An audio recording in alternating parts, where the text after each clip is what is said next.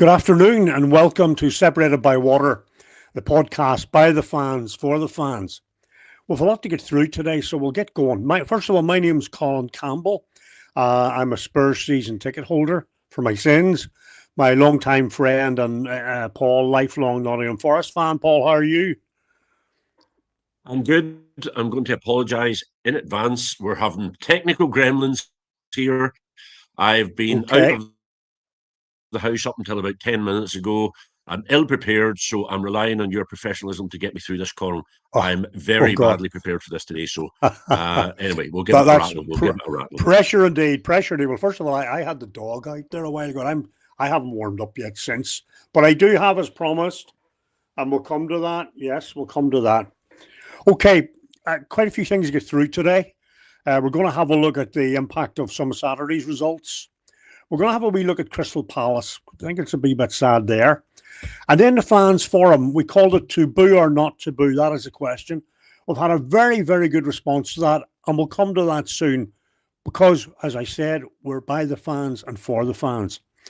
Okay, Paul, look, we'll have a look at Saturday games, massive for both Spurs and Forest, and for West Ham and Arsenal, and a few others too.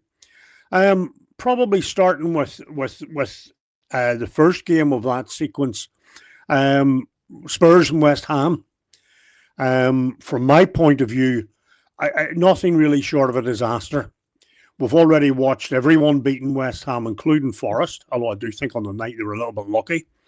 Spurs seemed to do something which was very difficult, which has made West Ham look good. And that sounds unkind to West Ham. Well, that's just the way it is. And to give it yet another goal away from originating from a set piece in injury time, like United, like a few others, like Bournemouth, is just hard to take, you know. I think the reality is that the team isn't good enough. The squad isn't good enough. It's not thick enough in terms of who's coming off the bench. Injuries have played their part again. They even managed to look foolish selling Brennan Johnson whenever Kudus gets injured and we're short, you know. Special mention to Ben Davis, who had a very bad injury. I'm very sorry to hear that. A very loyal club man. He would probably admit himself not the most naturally gifted, but we need guys like that. What this means for the future, it's hard to know. Keep playing like this, and we could go down. And that's, you know, that sounds, oh, you'll never go down. Things happen. Wolves, Burnley, West Ham, and Forest all picked up points. West Ham 3 points, obviously, at the weekend. Wolves are undefeated in 5. Burnley are scrapping along. You know, it's not unheard of. Tottenham's overall performance, not good enough. I just don't know. It was a good goal, but 2 bad goals to give away. I'm not going on about Thomas Frank just at the minute. The decision's been made. He's manager tonight, and that's that. We'll see where we go. Whether another manager could get a better tune into these players, probably hard to know. But as I've said before, I'll finish off by saying we're reaping what we sow for the lack of or the poor recruitment campaign over the last lot of years. So there you go. Looking at the other way to swing this around, Paul, does it tell you anything about West Ham that worries you or pleases you? No, I think, yeah, there's a fight in them. I think there is. I think they've lost Paquetá. I think he's gone. If he's gone in mind, he's gone altogether. I think, to be honest, Colin, he's looked shocking. I think he's are shocking at the minute. And you can say, let's not talk about Thomas Frank at the minute. I know we've other things to talk about tonight. But his position is untenable. I've got a slide here because last week you were sort of saying to me about Sean Dyche and his record with with in general. There's your record. There's your manager's record. And in comparison to ours, so you've won 7, drew 6, lost 9. If you do the math there, that's 15, 22 games. Yeah. There's the Sean Dyche record. Clearly, with slightly hard to know where the 7 wins. I'm going to put hard to know where the 7 wins came from. Yeah, exactly. Well, the thing is, they haven't been recently, Colin. They've been you've had a few in a row. Our record, you know, you were saying, is Sean Dyche the man for you? I'm happy to keep him at the minute. But anyway, The result against Arsenal, I have to say, it was a battle. It was last year's Forest is back. Our back four were back steady again. Sells was pulled off 2 saves of world class. He get man match. Aina's back. We've got our back four solid. We're fair enough. That West Ham, you couldn't do us any favours there. That said, we done Villa the favour, and Villa couldn't do themselves any favours. I was chatting to Matt about it yesterday, I think it was, or on Tuesday. It just was a strange week of results, and nobody done themselves any favours except for ourselves getting a point. That was like 3 points, to be honest, Colin. That 1 point could be a big vital point at the end of the season. I think so. With our goal average. And you'll forgive me, but I did say it, but I'm too cold. But there you are, I'm displaying the Forest colours as I promised to if Forest did something against Arsenal. So thank you. And we did. A question I have for you. In the comments section. Just before we go on to boo or don't not to boo, any United men listening with us, were you happy with the game? Is this your manager that's going to see you through for the rest of the season? I don't know. We've an Arsenal fan sticking up messages straight away. In hindsight, 0-0 isn't the worst result for us. We did not play well. This is and bringing both Martin and was always an odd choice. I think leaving Sack off at the beginning was an odd choice, Matt. Resting players for Europe tonight. Yeah, I don't know. I think it was a strange decision not bringing Sack on, getting the goals and then taking them off. I don't know about this. I thought it showed us a little lack of respect the way they circulated their players or arrested their players, rotated them. Anyway, I'm happy with the point. What I would say, I mean, from Arsenal's point of view, sort of returning the compliment, you mentioned West Ham. I suppose, and perversely, they gained a point on City and Villa. Although they probably would have been unhappy not winning, no disrespect to Forest, they did get that point. I watched the game. Well, a question I have for you is, where's Wood? Is he injured? He's injured. He got injured, a knee injury, playing for New Zealand in an international match. And there's no sign of him. He's not even back on grass yet, as I understand it, Colin. All right, okay. I've seen a few feelers there. So we're looking at this other guy. I forget his name now. It'll come to me now, or it won't come to me. I'll go and look at it. From Wolves? From Wolves? No. That's been thrown to the. No, he was. He was. I saw him against. I can't remember his name. I saw him for Wolves. Remember his name. Yeah, and I didn't fancy much. Yeah. This guy's coming from abroad. Right. He's 6'7" and an out-and-out striker, but apparently he's got a prima donna attitude as well, so he's bringing that with him. So we'll just have to wait and see. That. Yeah, I only think we always said, years ago. Yeah, you used to say a good goalkeeper, a good centre back, and a good striker, and you have a chance. And where also Forest had the chance and did well last year was had a good striker and he played to his strengths. Hopefully he'll get back.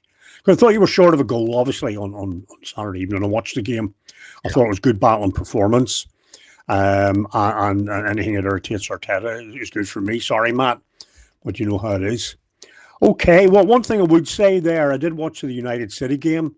2 quick comments. It just shows you, maybe I sound like I'm contradicting myself about Thomas Frank, but you bring somebody in like Michael Carrick, who seemed to just be a breath of fresh air, and he had the players playing in a way that instinctively felt good for them. And they looked lively, they looked busy, they looked confident. They looked like a team with a plan, and everyone knew their individual part and everyone else's part in it. And probably could have won by more. City, by contrast, they seem to have picked up again, and yet again now in the last 3 or 4, they're probably stalled. They looked to me leggy. They looked a bit tired. That's the word I put on it. They looked tired. They looked very and it's all right. It's fine for everybody to dig out Haaland. Yeah. Haaland got an awful digging out over all the radio stations and the press and all that there. But it's not just about Haaland, but he did look tired. He looked leggy. He looked as if he wasn't. They weren't all there. Yeah. But, it's just interesting. If Arsenal don't win it this year, they're going to have because Liverpool stalled as well at home to Burnley. But one thing just before we go on, I'd like to mention. It occurred to me. Over the weekend, as other events transpired, and that is our Crystal Palace, the team of last season in many ways, are they being punished by the footballing gods for having been successful? You've seen SC went, the other players are gone. Gay now's gone to City. Glasner, the whole issue with him, and I was a big fan of his. Is it just that teams just can't seem to break into that elite, even though they really do their best? I think it's sad.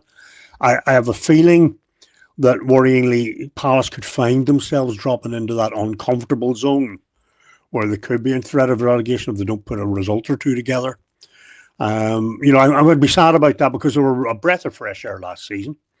And even they should have been in the Europa League, but so I can't remember what happened. Well, they didn't answer their emails, and they thought that they. Yeah, we'll not get into that. No. Sadly, the status quo is being maintained here, Colin, with the Premiership. Yeah. Crystal Palace had 3 good players, and all 3 of them have been taken away from them by the bigger teams who can spend more money. And this monetary model that they have it's creating the same things over and over again. Forest back in '93 had a great team. Man United took half of the players away from them. They started winning with our players, with players that we had, and they all want to go to the bigger teams. They want the bigger money. Of course they do. Their careers are very short. They want to get as much money as they can. But at the end of the day, the status quo has been maintained that Crystal Palace had 3 good teams. There was no incentive to stay at Crystal Palace. Now, has Oliver Glasner went about this properly? I don't know. I don't think so. But maybe he's not feeling that he's getting the backing from Steve Parish. I think it's between him and Thomas Frank who'll go next in managers. Not that we're in the business of brokering who's going to get sacked next. But I will say, I watched the thing with Richard Key, who's in beIN Sports now, and it was up on one of the social media things. And he said that Man City's manager will go at the end of the season. But then he said, actually, he says, I'll be on record. He reckons he'll go before the end of this week. And I don't know what that's about. I have no idea. It wasn't AI. It was him talking. It was him making a statement that he reckoned that what's deemed to be the best manager in the league is going to resign this week. So it'd be interesting to see if that comes to pass. I can dig out the thing and send it on to you later on. But we'll go on anyway. Let's get down to the subject, Colin. Taboo or not taboo? It was your idea, and I'm interested to hear what the responses were. I probably should have got a graphic done up for you on what the results were. But read it out. It's not that. Well, no. What I'll do is I'll get you to send them to me. I'll do a graphic, and we'll put it up on our TikToks and our shorts and stuff like that. There. Yeah. One just last point on City. I've always said that I thought Pep had lost a wee bit of his mojo. I thought he had got it back, and that seemed to reflect in City's performances again and the results, and then maybe it slipped a bit. He's probably one of the managers who is almost, inverted commas, bigger than the club. City, for all their money, he will be one of those people who I think is impossible to fully replace.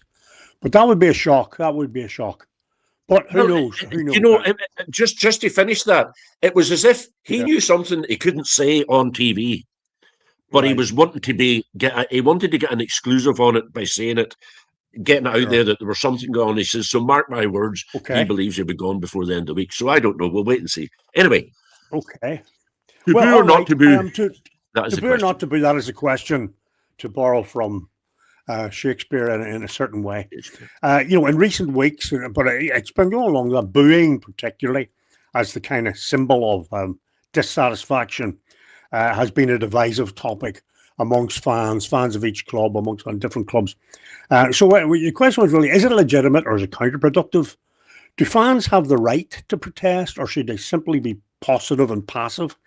And I've been looking at these responses to see what they're telling us. So it's 5 simple questions. I got over 40 responses back, 42 including our own, that were very telling in their own way. What a good coverage of teams. Spurs, obviously, Forest, obviously, United, City, Leeds, Chelsea, Liverpool, Aston Villa, to name but a few. So, the backgrounds and recent experience of all Newcastle United, of course, the Ashley thing. Fan involvement, it's not a new phenomenon. You think back to the Greeks and Roman days, when it was literally a matter of life and death, and it may have been booing, cheering, and thumbs up or down. That was raucous, to say the least. Modern day football has changed, but across the world, be it Italy's infamous for fan involvement, Turkey, Greece, Spain. Even in Spain, when the Real win the league every other year, the fans show their displeasure. Recently in France, Strasbourg, who lost their manager to Chelsea, were given it large. And all of that I do understand. And certainly in England over the last while, that has been par for the course. As a Spurs fan, my God, I know that. The question is, are we expected to be passive observers, glad to be there, happy clappies, just picking out the positive? Or are we an essential part of the club's existence? Where we're emotionally and financially and time-wise invested in the club, sometimes through generations, grandfathers, fathers, sons, and so on, the locale or whatever it might be. And are we entitled maybe to show our displeasure when things aren't going well? Up to a point, What I tried to do here was gauge some of the reactions. And Freddie saying good afternoon. True supporters never boo their own team. Saying true supporters never boo. Fergus, I'm taking your stance, but I'll come to I'll have my say in a minute. Well, okay then. Okay, the first question was basically personally thing. Have you ever booed your team before, during, or after a match? Okay, simple as that. It was a simple yes or no. Yes, who booed their team, 37%, including myself. No, 63%, including you, Paul, you little chocolate drop. No, I'm going to defend that, Colin. I'm going to defend that. See, by the definition of the word, we go to support our team. And you've got 11 individuals that walk onto that pitch every day. And it's not always their fault if it's going wrong. And there's no point in having a negative impact in your team on the pitch that you're going. I don't go to watch my team lose. Unfortunately, sometimes when I do go, they will lose. But I don't go to watch them lose. Yeah, but if you look at the graphic I done for this, I done for this today, I have the Spurs fans doing this and angry and thumbs down and all that, because that's what you do. You never stop. You just continually berate everything that's done. I was chatting to a fella this week, and we don't often fall out. And if we fall out about this, we fall out about it. But I'm going to say to you anyway, whether it pisses you off or annoys you or whatever, I'm going to say it. I had a friend who went to the Tottenham Hotspur Football Club ground last week it was, sorry. And he said that if he lived in London, he would change the team he supports and go to that ground every day because it was magnificent. He'd never experienced a ground like it. He's a Man United supporter. He'd never experienced anything quite like it. And he said it's beyond words how good it is, how good the stadium you have. And to me, it just seems that you never stop complaining. He's always giving out about it. And I don't see the point in being negative towards the 11 players on the ground. If the manager's doing something wrong, wait until the players walk off and boo the manager. Don't boo the team when they're coming on or going off. On the other night in your game, you were booing. You had a demonstration outside the ground. You had your fans, your players come onto the pitch. They were being booed. And the next thing, you were down. Half time, he's come on. He was at that game. He said that the Spurs crowd were giving they're giving it big licks, shouting their team on. You got a game back, you got a goal back, and all of a sudden it was a draw. And fair enough, you lost the game at the end of the day. But my point is, there's no point in going along to give a negative impact to your team on the pitch. If you want them to win, then there's no point in doing that. If you want to make a point, do it with some of the other ways that you can, which you're just about to discuss. That's my point.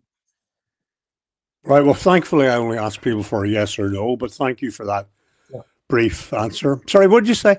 I take your point. Remember, the question was before, during, or after. And well, the way I look at it is I understand that, and I'm not saying we boo everybody. I mean, Tottenham have had a bad time over the last couple of years, but it has been the cumulative effect of a lot of years, and we do need to say something about it and do it. But and I reserve that right. We cheer the team on like nobody's business whenever we have an opportunity to or an excuse to. And somebody says, yeah, when the players haven't put a shift in, sometimes you just know over 90 minutes when you're at that ground, it's not the highlights, It's not 5 minutes on Sky. It's not a wee saccharine view of the world where the two shots you put in look like it's when you're watching over 90 or 100 minutes these days. Suffering sometimes, but what that are you doing, But anyway, yeah, look, that's the overwhelming majority say they haven't booed. The second question was, do you believe it is ever appropriate to do so? Now, interestingly to me, a comment was made that sometimes the booing's directed at the owners and not the club as a body. Pauline, United fan, clarified that, and I understand that, and I can relate to that because often the booing that you hear at Tottenham is directed at Enoch, or it was directed at Levy as the figurehead of Enoch. And that has to be remembered. Number two, do you believe it's ever appropriate to do so? In this case, yes. The reversal, yes, 63%. No, 36%, and depends. I can put that one in. Was a 1%, so it's really not there.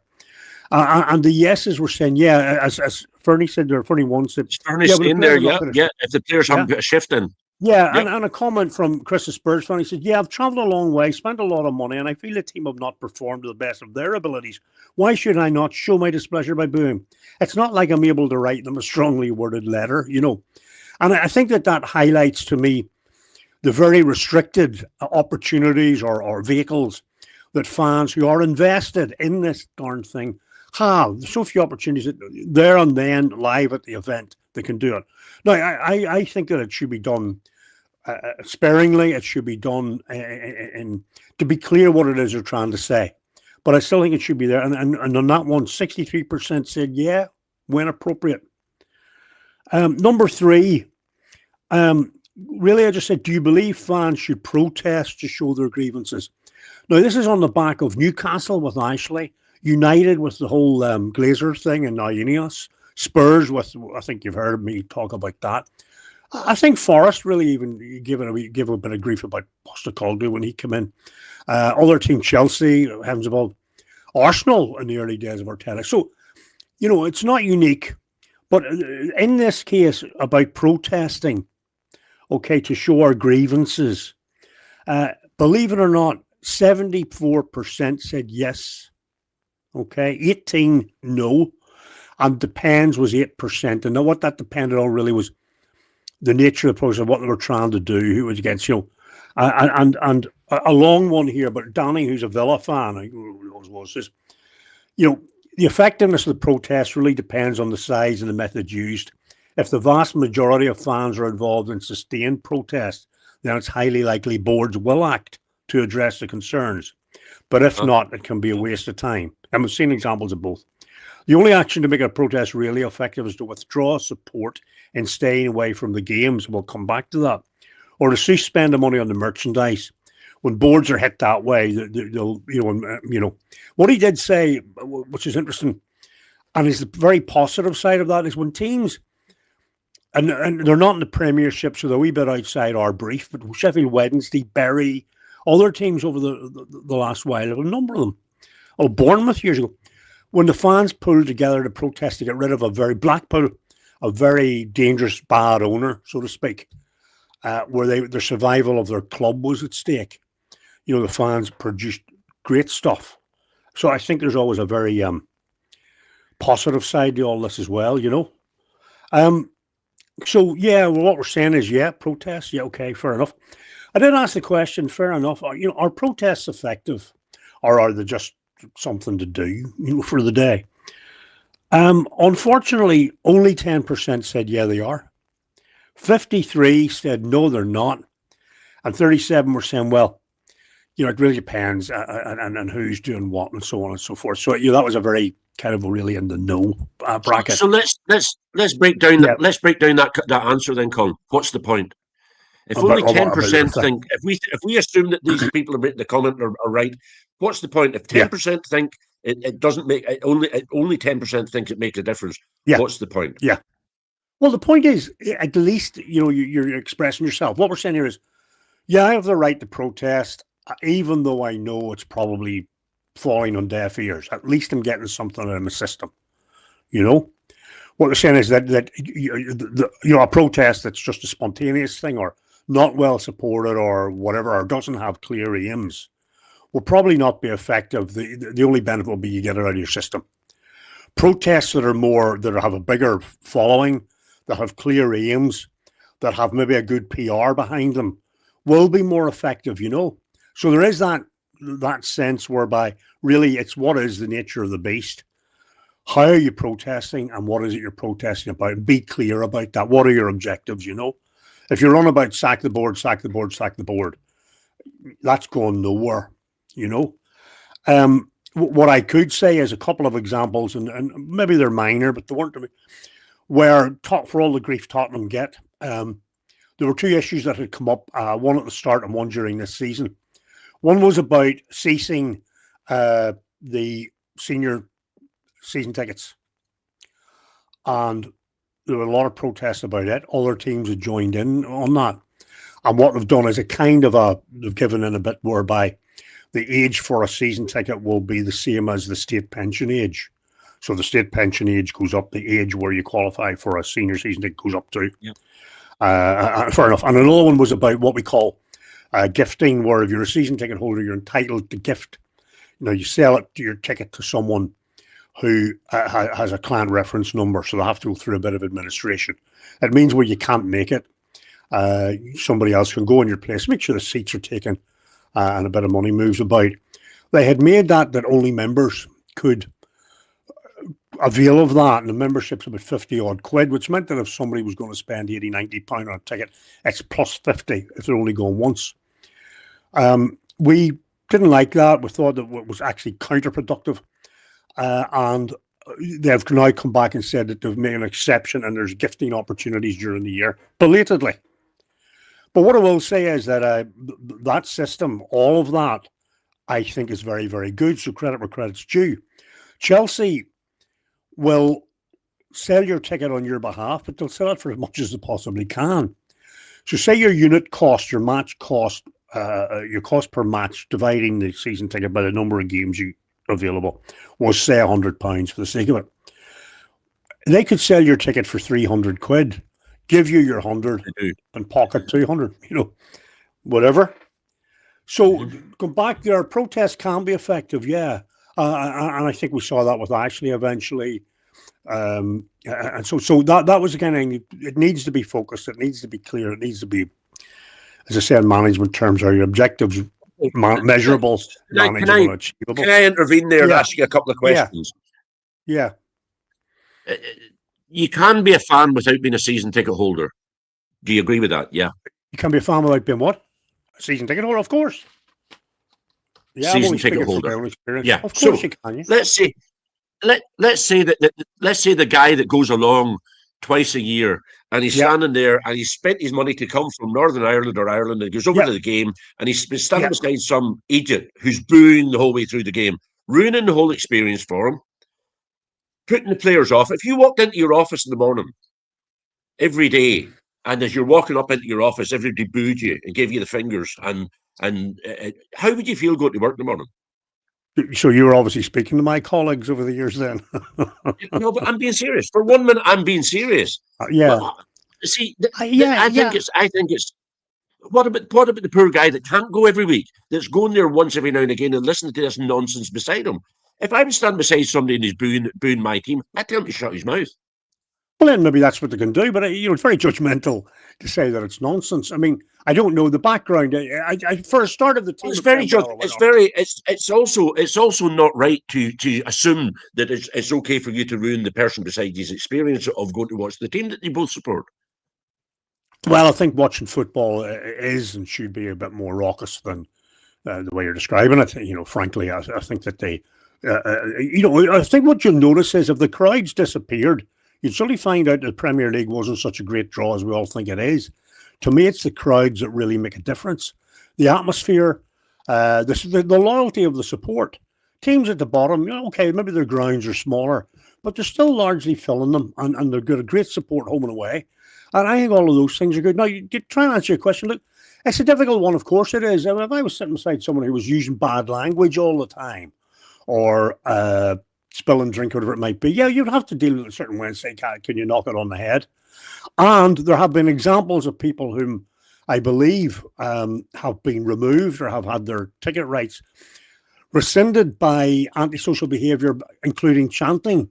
Now, booing, it would be very difficult because you could be booing the referee's decision, you could be booing the opposition, you could be booing time wasting. There's a lot of things that. And that's a completely different thing. That's a completely different thing. I'm talking about going on there, and you've got guys who are 24, 25, up to 28-year-old, and you're booing them in the minute they go onto the pitch, or because they're not giving it 100%. That's an extreme. But I do think that booing and part of that, the fracas is part of it. And if you're going to watch a football match, you should be aware of some of that. The heavens above. I mean, the language of fans and chanting of fans has been, diluted, probably largely for the better over the years. But what I'm saying is, if you become terribly offended by, I think you're mentioning extremists, but if you become terribly offended by reactions of other fans around you, I think snooker maybe is your game, not darts. No, because then no, I don't accept that. I don't accept that at all. I'm going to support my team, and if I'm listening to some tube beside me booing my team that we're both there to support and having a negative effect on how they're playing, then I'm going to tell him to shut his mouth, because he's not there as a supporter. Well, work away. He's there as a winner. Work away. Yeah, that's what I would do. I'd take him. Support in a different way. He could be shown his support in a different way. He may not just be happy, copy, isn't this wonderful? We're 4-0 down and we're not trying. What a great day. Sometimes people react to feedback, and sometimes that feedback may be negative. Sometimes it may be harsh, and sometimes it may be what we call kick up the backside. I'm actually looking at the thing, time for change. Spurs fans holding up their time for change on Sky News there in a minute. Time for change. Is the time to do that before the game and cause a poor atmosphere before the game? Or do you do it during the game, or do you do it after the game? Fans have to let themselves know before the game. Yes, and that was on Saturday, and probably this evening again. Yeah, and that's what they'll be doing. Once Spurs get on the pitch, and once they start playing, the crowd are with them the whole way. So let's be clear about that. And I would have been over. Unfortunately, so always has to be right, always has to be good, or else you're going to boo them. Not necessarily. I think you're taking it to an extreme. What I'm saying is, what I'm clearly saying, what the respondees are saying here is there are times when booing is appropriate, and there are times when protests are appropriate, and it becomes increasingly difficult for fans in this era of new ownership to express their concerns about how their club is being run. Somebody else had mentioned that some of these owners are temporary custodians of a club, often clubs that have been around for 120, 130 years. And the fans will be there a lot longer than a lot of these owners.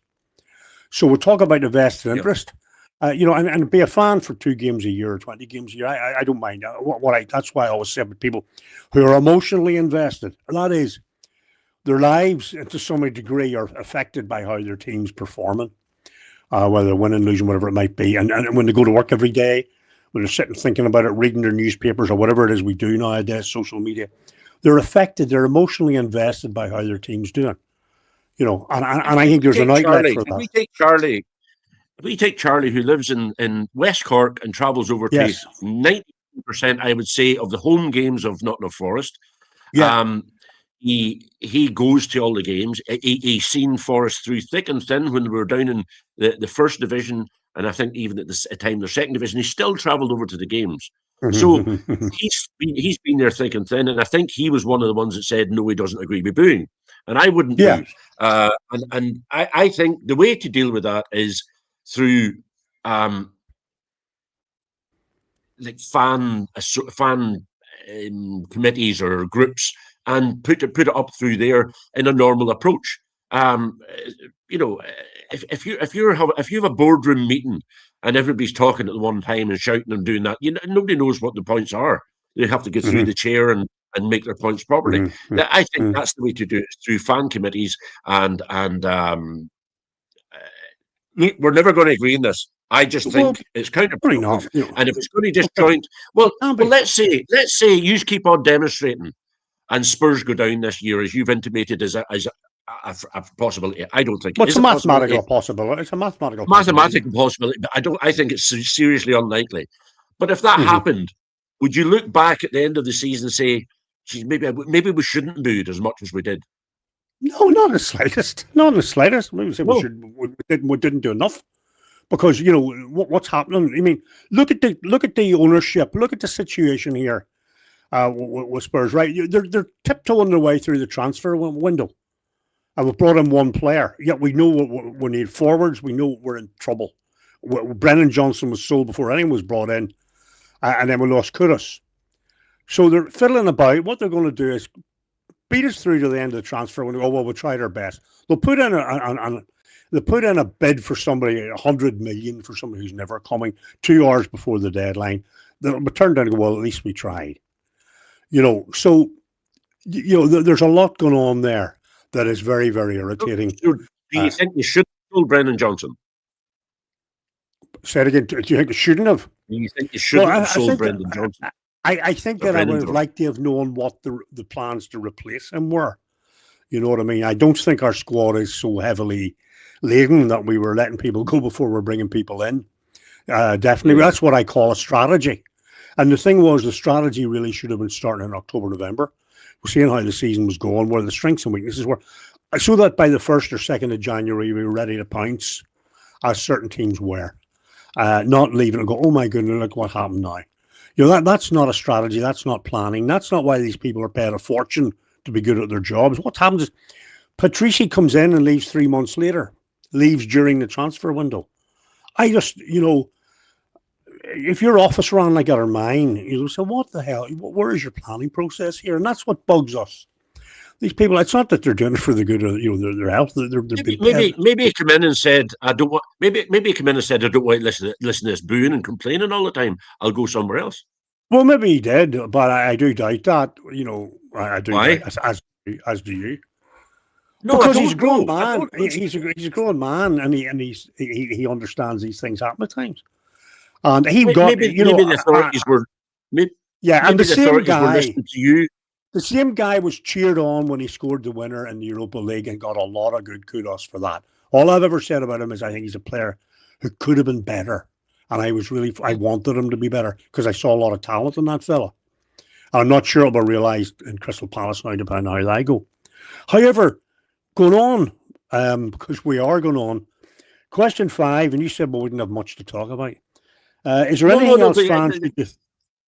You didn't say we wouldn't have much to talk about. I am such a strong feeling in this, and I know that you and what seems to be. I'm still looking at Spurs. I'm still looking at Spurs on here. Okay, sorry. I'll applaud you at the end of this. I'll applaud you. Okay, don't worry. I will not boo you. Is there anything else fans should do to express their concerns? Okay. Boycott matches got 48%. So there's your fans for you. Stop banning merchandise, 21%. Petitions, things I'd mentioned there about season tickets, 14. There's nothing we can do. 14. A couple of people had mentioned just in an almost quasi-Marxist or socialist stance to say the ownership is the ownership and we're the ordinary punters, so we're done, What was that? Sorry, I missed that one there. Get behind the team during the game. Yeah, I'm just going to come back to Fernie there because Fernie's basically saying, get behind the team during the game. If it's not preferred, well, boo after the final whistle, then move on to the next game and get behind them again. Well, I agree, and he's 55. I'm 60 years a Spurs fan. 55 years. Leeds fan, first game at Ellen Road in 1970, and I love Leeds. I love Ellen Road as well. I've said before, Fernie, I don't know if you listened, if it hadn't been Forest, it would have been Leeds. That's just the two teams that always that was a lucky escape, Fernie. Tell you that. Somebody 3% actually said support another team if it's that bad. But one person was actually, sorry, to go back to our protests effective, just to give a quote. Anthony, a Newcastle fan, said, probably aren't as effective as protesters think. Most owners are absent anyway, or investment funds or organisations rather than individuals. So you're protesting a vacuum, and I take that point. Number 5, going over all those, probably Graham, Liverpool fan, said, in my opinion, the only way you can do it is to express your grievances against the club ownership as a boycott and don't buy the shirts or the tickets and all that. The only way you get attention is to hit them where it counts. Now, I suppose we all know that, but that has raised the questions for me and a couple of conclusions, if I can just go over those. I think questions 1 and 2 are the mirror image, where most people haven't booed, but they could possibly see a position where it may validate a point, and most people probably would see that when their own frustrations are at boiling point. And I can relate to that, okay? Not everyone has to. I can relate to that. Number 3, overwhelmingly, we're saying, yeah, fans are supporters, but you played on the word supporter earlier on. Well, remember, fanatic, fan is short for fan. I don't like the word fan. It's an American fan. I like the word supporter, but I fall in with certain trends. Which is probably short for fanatic, and that's maybe describes more of us more accurately. We'll have the right to express ourselves because we're invested, as I would say. But ironically, 4 highlights the level of skepticism about the effectiveness that we particularly with the current ownership models, where people are maybe more profit oriented than success oriented. But I think the big issue for me is that overwhelmingly people have said, boycott the game. If you really want to do some, boycott the games or boycott ban the merchandise. And I was sitting in the last season it was the stadium bar. Got a pint of Ashai in there. 3 or 4 are talking about bad things and this and that and what could be done and all that. 2 guys were talking, don't pay the club and do you. And then one of the mates walked in with what must have been about 600 quid's worth of merchandise. Jeez, the pool, I thought they were going to stop, never going to stop putting it out of the bag. And at Christmas, I got from my joint first favourite stepson, I got, I think he was my Secret Santa. A lovely Spurs gilet, a lovely Spurs polo shirt, a great Spurs pennant. I got a Spurs golf club. So there's, the money going. We just do it anyway. I think the problem is that most fans, be they regular attendees or the birthday present once or twice a year people, and they're all of value, we don't have the stomach to do that. Some people go, well, we don't go in for 20 minutes, or we sure, and maybe okay. Most of us, and I don't have the stomach. I want to go in and see the team, get feel the ground before the match and all that. I'm still buying the merchandise. It's almost like getting up and shaving. You just do it automatically. And I think that's maybe where clubs have us by the you-know-whats. And frankly, I'm not, I have no fantasies about it. If I give up my season ticket tomorrow, there'd probably be a queue of people trying to get it. So it puts us in a very difficult position, frankly. But that's where we are. We know what should be done, but we're not. I think many of us are not prepared to do it. And that's probably leaves us where we are. Yeah, so I think that I watched Man City game the other day when United. I would like the United guys to tell me, the fans, are you back? Is this a sign of a fresh start for you? Is it certainly the best football I watched Man United play in many years, and whether City were looked bad or not, maybe Man United made them look bad, maybe they were bad. I'd be interested to jump in the comments. And Fernie, I want to know where you think Leeds will finish up in the league as well, while you're throwing your comments in. I'll conclude, Colin, by saying this: that if you want to protest against your team, don't ruin the experience for the people standing beside you. Don't go to the game. Don't go to half the game, then go in and support them. Or do what Fernie says: wait till after the game and let me go home and let me enjoy the experience. Because if I go over to a game, it's going to cost me 500 or 600 quid before I'm home again for every game by the time I get accommodation and so on. So I think that there's other ways to do it. The Man United game the other day, the Man City supporters just walked out, but sure, the majority, I know very, very good Man United supporters, Mucker and guy up in Colin used to work in the Railway Tavern, forget his name, and they supported Man City through all the bad years. So I know there are regular supporters, but they've got the reputation. They've got a reputation of getting an awful lot of tourist supporters as well now. People jumping in the bandwagon, going to the Etihad and so on. So they left. Maybe that's a better way. We were talking about the empty seats. They were talking on the TV. Look at the empty seats. Everybody's gone. So I don't know. I just don't think it's the appropriate way to do it is going in and having a negative impact on the team that everybody's meant to be supporting together. Let the away end have that negative effect. and Mhm. and you have a positive effect on your team.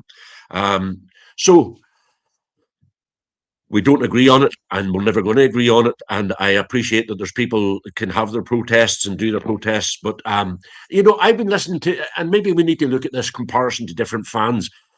Yous are getting a reputation, I call. I listen to Talk Sport in the background in the office, and Well, you're that just the on. truth. Yeah, I You're know. on there Yeah, giving but it the whole time. like You're I never seem to happy. remember. You're never happy. No, well, you weren't happy when Ange Postecoglou was your manager earlier in the season. If we could go back and look at some of those, yeah. Yeah. So Yeah, but I didn't go in all and you're boo my saying is the team. I same thing went I'm and doing. watched. I went and watched under Ange Postecoglou, and I didn't boo my team. Well, But there's we're a lot not. of great, and the fans were saying they don't know what you're doing and things like that. So, I wouldn't be one of them. teams do this. Teams do this. Supporters do this. I'm not saying. I think it should be the exception rather than the rule, but I think Spurs have become an exception rather than the rule, and that's unfortunate. But not the only ones. Not the only ones. And You go along and enjoy that stadium that I'm told is absolutely magnificent, Colin. I'd love Told to, but by firsthand. that's like as long as the players on the pitch bring. Because I would stand on a shoebox to watch Spurs, but I want to see a Spurs team, and I'm looking for. I want to see that tonight.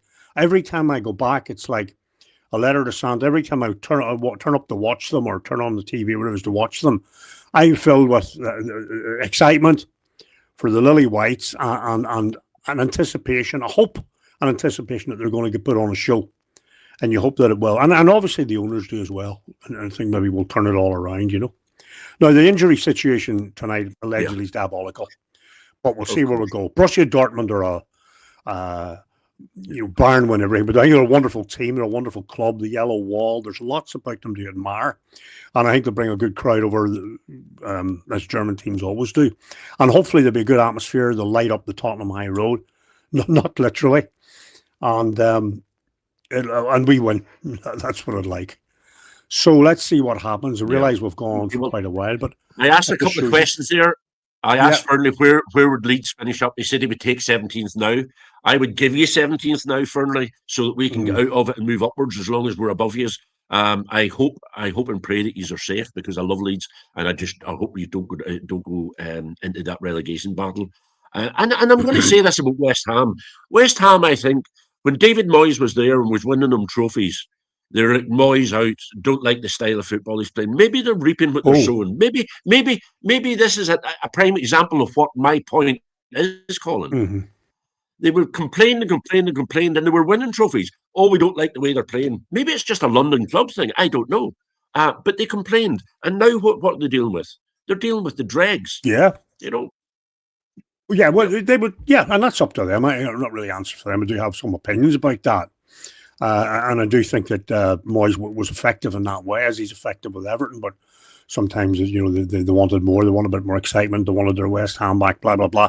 I think West Ham's couple of problems is I think their ownership probably just isn't ready to commit to the level they need to commit. And I think that ground is it's a terrible thing. I think they're so far away from the pitch. I think I know they'd probably like to be further away from the pitch, but it's not good. And Tottenham, you see, when Tottenham tried to get that London stadium, they said the first thing they would do would be wreck it and rebuild it. So they knew that, and that was one of the reasons. Thankfully, you were very lucky not to get that. I think one of the best songs in the Premiership at the minute is "You Sold Your Soul for This Hole," and it is true. They had a beautiful ground, a fantastic ground, and we're at Bullen, and where they were, Green Street and everything was like iconic. But they are where they are, and it's going to be difficult for them. Now, one thing Nuno has done, he's brought in 2 forwards, and if they get up and running, you just never know. They look confident to the guy. One thing that will help Leeds, talk about goal scorers, that's why I asked about Wood earlier, is that Calvert-Lewin seems to have found his shooting boots.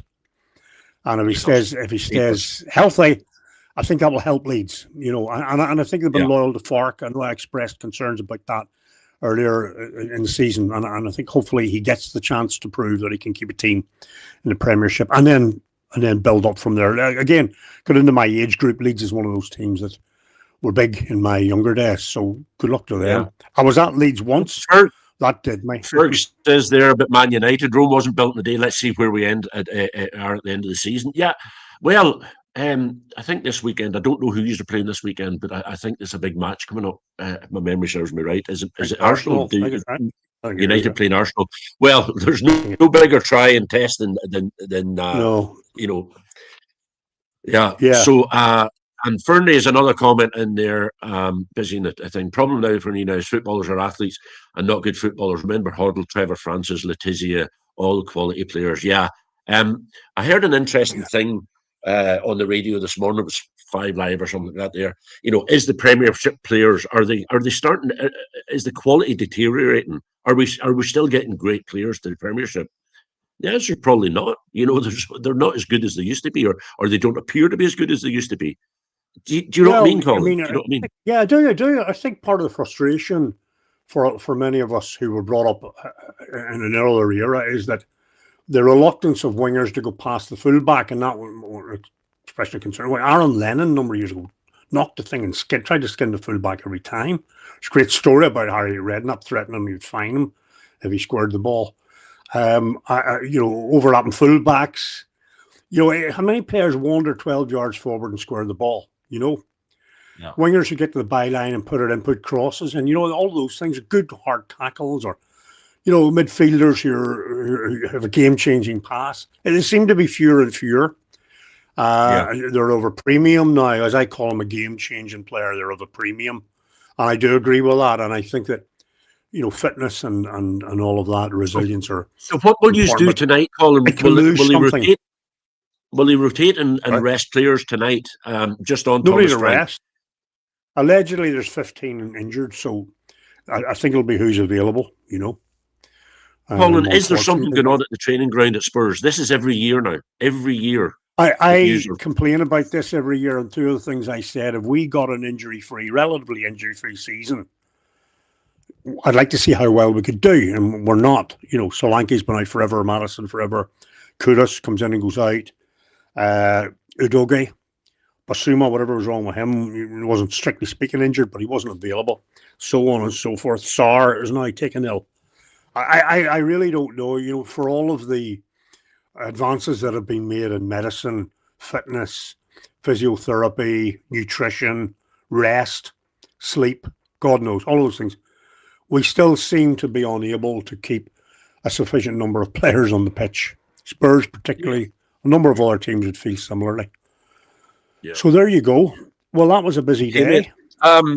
Predictions for tonight, please. Well, for Spurs, I'm going to be. I'm going to go Spurs. Spurs 2-1 again. Okay, and I'm not being arsey here. I'm not being funny. Is there a demonstration before the game? Actually, I'm not sure. There was one planned that was announced for Saturday. I'm not sure there'll be one tonight. I think because one of the reasons is a lot of the regulars, a fair number of them may not be there tonight because of the way the ticket system works. Yeah. I had to buy my own ticket to be there tonight, and then at the last minute, I wasn't able to go. So I think that I don't think there will be, as far as I know. Okay. Yeah, Fergus, that's right. United away. Yep. 4:30. And 4:30. And Fernie says, good stream, guys. Thanks. Catch you later, and all the best for the rest of the season. Thank you, Fernie. We're generally going to 3:30 on Tuesday afternoon. We will be doing a special this week on Thursday. We're meeting up with the guys who are out to SC Braga in Portugal. Ama will be joining as well. So we'll do a stream just for half an hour, seeing what the atmosphere is like out there. I tell you what, if they can get it, it's a beautiful ground. It's built up on a mountain. You go up on escalators, and behind the nets are wide open and all. It's an interesting, architectural phenomenon. Never mind. Yeah, it looks fantastic. We'll get some pictures from there and put them up. Thanks for everybody getting involved in the stream. So we'll go live. It's scheduled for 3:30 on Thursday, and that might be subject to change. Keep an eye on the YouTube page or channel, and it might change. Please like and subscribe if you've enjoyed this. And Colin, thank you very much. Get heated, but there's nothing wrong with having an opinion. There's nothing wrong with having an opinion. Yeah. I actually have one. I have it ready for you, mate. I have it ready for you. Yeah. Hold on. There you are.